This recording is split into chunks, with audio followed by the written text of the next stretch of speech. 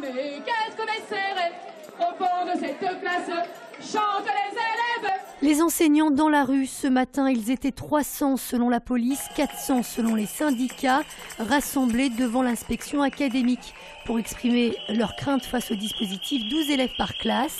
Une promesse du candidat Macron qui sera mis en place dès la rentrée prochaine dans les établissements classés réseau d'éducation prioritaire. Trop rapide selon eux. À 12 à la rentrée, c'est pas possible, on n'a pas les moyens sans dégrader tout le reste.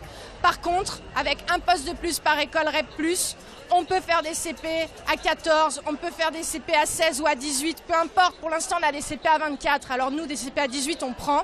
Principale inquiétude, l'absence de moyens supplémentaires. Cette mesure qui concerne 126 classes dans le Rhône devrait en effet se faire à effectif constant.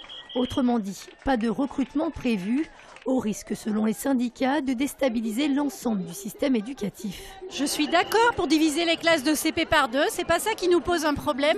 Ce qui nous pose un problème, c'est qu'on retire, pour faire cette mesure, on retire les moyens dans tout le reste de l'éducation prioritaire. Dans bon nombre d'écoles, il n'y a pas de locaux pour les CP à 12.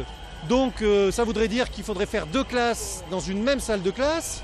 Donc quand on sait qu'en CP, il y a beaucoup de lecture à voix haute, vous imaginez 2 classes de 12 avec des élèves qui lisent en même temps. Et à moins de 3 mois de la rentrée, ce n'est pas l'installation de paraventes dans les classes comme le proposait il y a quelques jours sur notre plateau la toute nouvelle députée Anissa Keder, qui devrait balayer tous les doutes de ses enseignants.